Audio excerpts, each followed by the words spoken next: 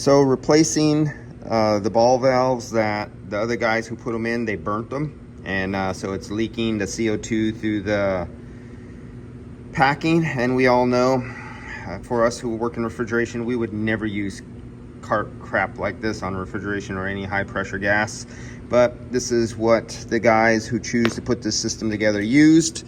So I went and got, so we don't have to do cutting and taking everything apart, I got the exact same ones, but the only difference is I'm packing them with wet paper, and I'm going to position the flame away from the valve so I don't cook the packing in here.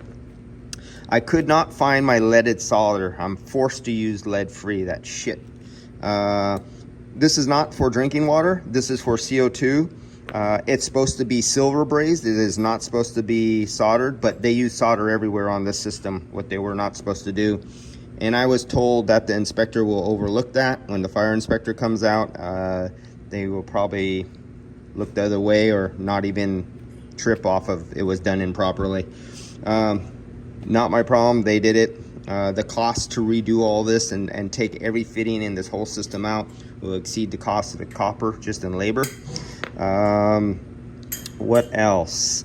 Oh yeah, don't go to Home Depot. Home Depot is like the most jankiest, low-life, jerry-rigged garbage on the face of the planet.